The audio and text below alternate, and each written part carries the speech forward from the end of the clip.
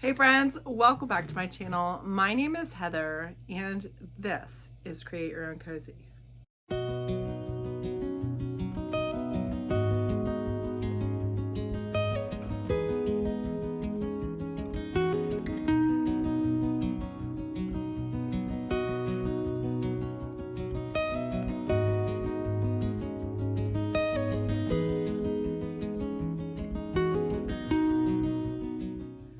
Y'all, I just poured my heart out to you guys and my camera or my phone was out of memory. Let's see if I can tell the story even better this time around. I've been in a funk.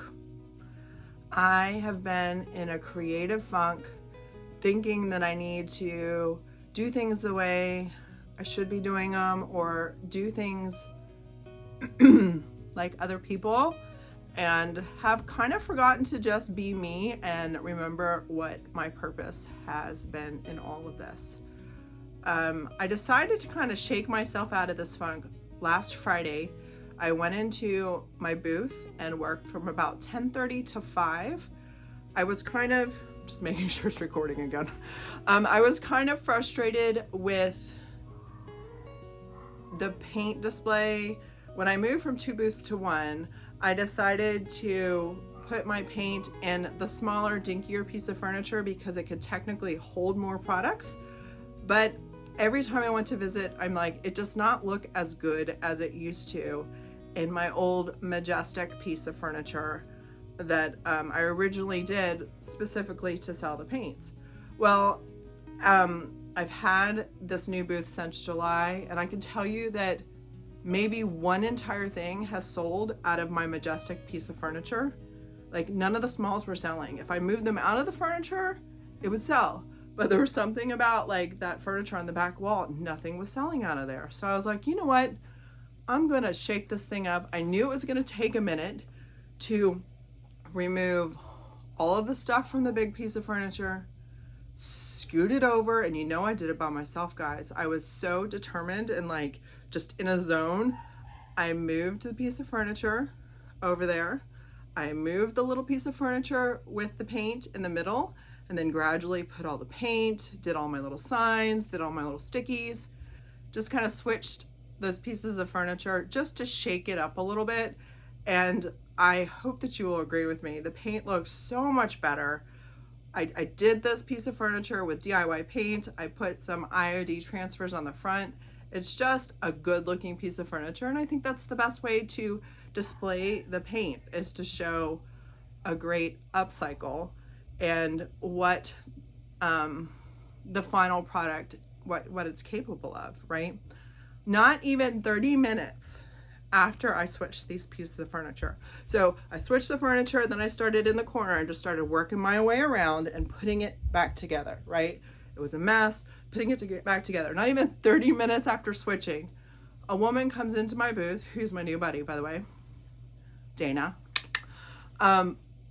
She's just like, you just moved this piece of furniture. Look, it's on my phone. I was coming back to visit it.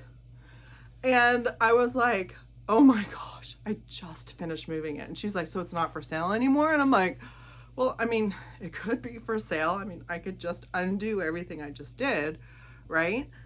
But this conversation was a really good reminder for me, because I was like, well, I could sell you this piece of furniture and I could sell you the cozy that I created for you, or I could teach you how to create your own cozy. And it was a good like little light bulb moment for me, that my heart really is to remind women, to remind people that you have the capability to create and to upcycle.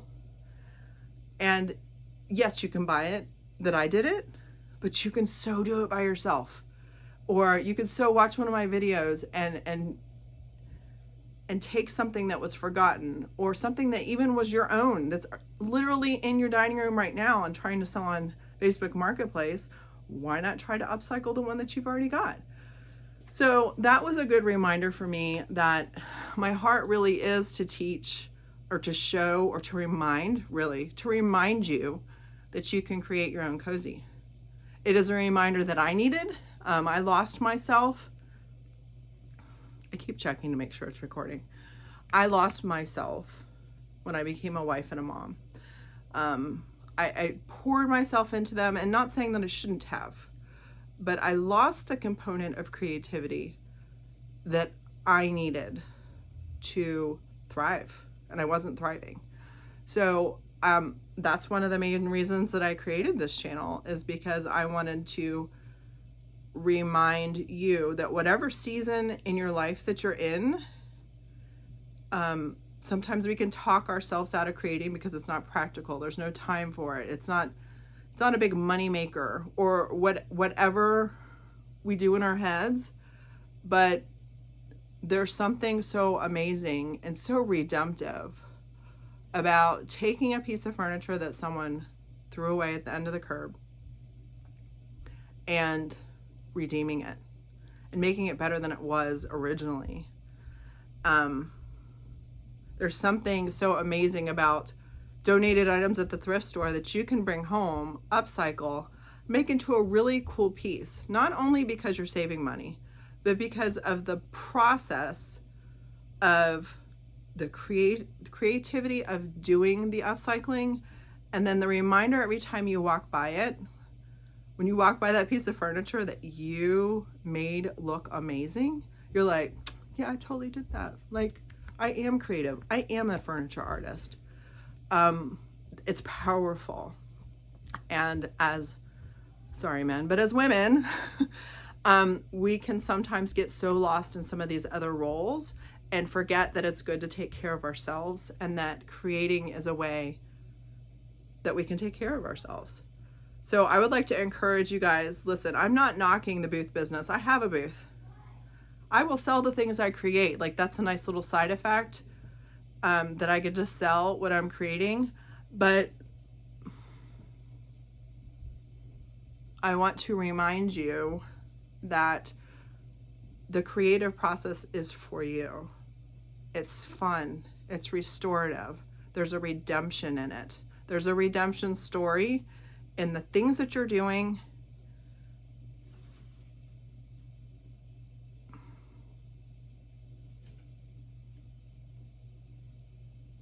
There's a redemption story in the furniture or the smalls that you're upcycling that is a reminder of how Christ can redeem us. Listen, I don't talk about my faith a lot on here. I have been a little bit reluctant because I don't like it when people shove things down. Let's try this again. I've deleted about 300 videos from my phone, so I'm hoping that there is enough space now, and I'm realizing that there are some voices out there that don't want me to share, so I'm gonna do it anyway. If I check my watch, it's because I'm trying to make sure that it's still recording. What I was saying is, I don't like it when people shove things down my throat, as if this is something that you've got to take on. But what I want to share is my story, and my story is one of a very broken and angry woman in my 20s who, by the grace of God, married such an amazing man. I came into this super, like, this feeling of undeserving and I'll never be enough, and like there was always something wrong with me. And in these past couple years, I've uncovered through some pretty intensive therapy that there has been some really awful childhood trauma that my brain really wanted me to forget, but my body never did.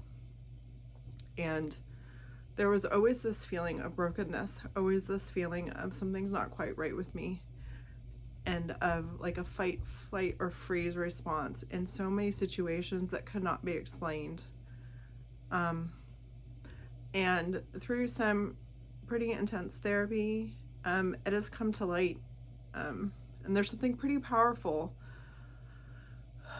when secrets or pasts or trauma comes to light.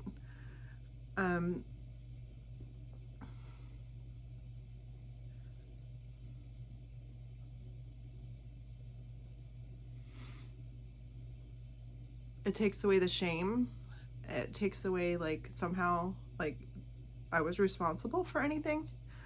I'm telling you this because throughout my whole life, I believe that I was totally broken and that I was too far gone, or there's something inherently unlovable about me. And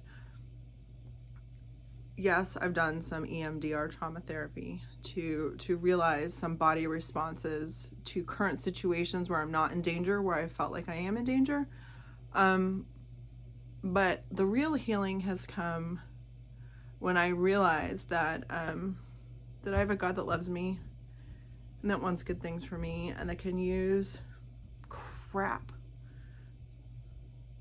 that has happened to me to encourage other people and to know that there's another side to it. I tell you these things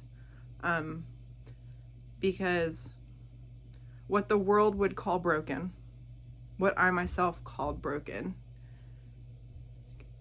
has been redeemed and can be used for good things.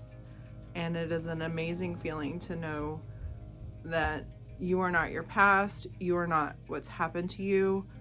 You can be built back up, encouraged and loved and cared for by a God that loves you, and be better than you could imagine. So I'm on that journey. Restoring things helps remind me of that. And I just want you to know that wherever you are in your journey, that you have a God who loves you and has not given up on you. And that you matter, and you matter to me. Good gracious. So here we are, pouring my heart out on a booth flip video. So I'm going to get back to my booth that I built back up and put back together. Guys, I would have been satisfied on that Friday walking away and just being like, oh, this just looks so much better and I feel so much better. But I did a little count, and between Friday and Wednesday I made $350. So some items that had been in my booth for quite a while, just zhuzhing them up and moving them around and putting them in another place of value or in another prominent place, and they sold. So $350 in less than 7 days. And then Wednesday night I came in and did a vendor booth work night from 7 to 9. After I had done all that switching, I added some Christmas to the space. I still kept a little corner for fall, added some Christmas to the space to kind of like sprinkle it in, and I'm feeling really good about it. And man, the process was so good for me. I have let out a lot of feelings. I have done 3 different takes, so I don't even know, out of everything that's been pouring out of my heart, what has been recorded. I am going to assume whatever has been caught on the recording is what you guys needed to hear. So I am thankful for you. I want to encourage you to create for yourself, to feed that creative soul. If you are new here, not every video is this chit-chatty and soul sharing, but if you are new here, please consider subscribing to my channel, hitting that notification bell to all, and letting you know every time I upload a new video. Guys, I want you to be encouraged. Know that I truly care for each and every one of you. I'm thankful that you're here, and I will see you guys in the next video. Bye.